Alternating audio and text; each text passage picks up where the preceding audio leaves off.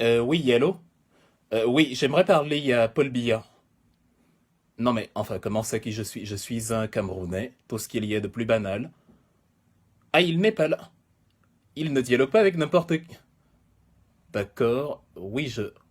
Ah, nous sommes ses créatures. Il va au-delà de Jésus-Christ. Oui, je veux bien, mais le sujet, il est quand même important. J'aimerais parler des malversations financières, là, entre autres. La canne que nous n'avons pas pu y avoir nous a coûté la bagatelle somme de 3000 milliards de francs CFA. C'est quand même la quasi-totalité du budget national. Oui, oui, oui, mais est-ce qu'on peut laisser le kilomètre d'autoroute, figurez-vous, pour l'accident des douanes a été facturé à 11,5 millions de dollars en milliards de francs CFA. Essayez de chiffrer. Ouais, mais je voudrais lui dire tout. Bah, ok. Alors, bon, si ça dérange, on peut quand même changer de sujet et parler des relents tribaux et tribalistes qu'il y a là dans le pays.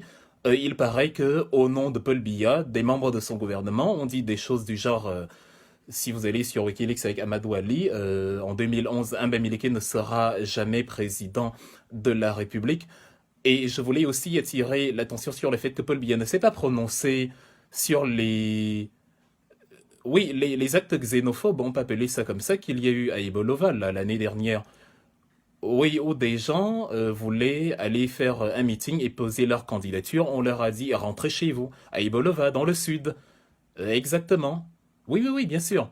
C'est-à-dire que, comme on dirait, il y a des étrangers retournés en France.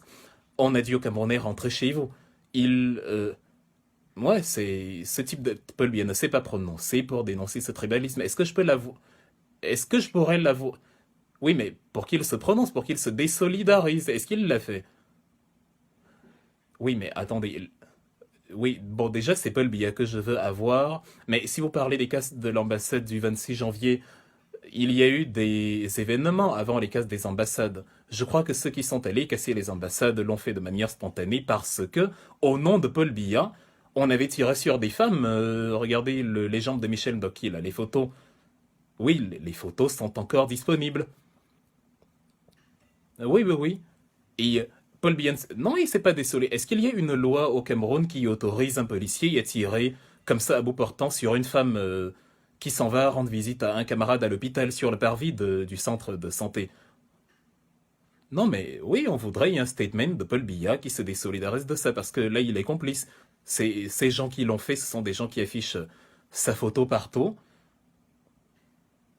Oui, exactement. Non, d'accord, ok, ce n'est pas grave. Maintenant, oui, bon, alors revenons. Ok, je veux pas vous prendre de votre temps. Maintenant, j'aimerais juste, j'ai une dernière requête.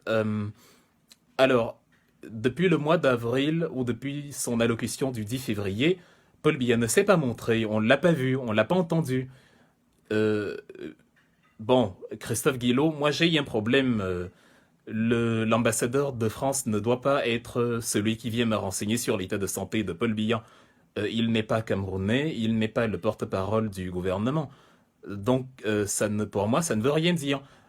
Parce que Monsieur Alfred Guinea ne va pas aller rendre compte aux Français. D'ailleurs, oui, Monsieur Alfred Guinea, qui d'ailleurs vient d'être limogé parce que il paraît que voilà, aux frais de l'État, il a mené un train de vie mais exceptionnel.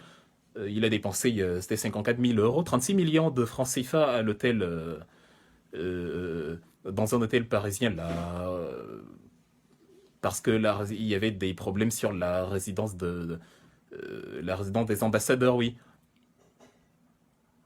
Oui, je crois que c'était l'hôtel du conservateur ou quelque chose comme ça. Bref, ce n'est pas important, mais en tout cas, ce n'est pas Christophe Guillot qui doit nous dire. D'accord, alors dites-nous, dites-nous, dites-nous. Parce que je veux dire, même l'émir du Qatar, Monsieur Ben Hamad Al Thani, est visible. Vous pouvez le voir là, si vous allez dans le Golfe Persique.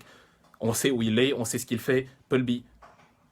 Non, ok, ok, j'ai pris trop de votre temps. Je vais résumer par une seule question. Est-ce que Paul Biya est mort? Tiens, il a coupé.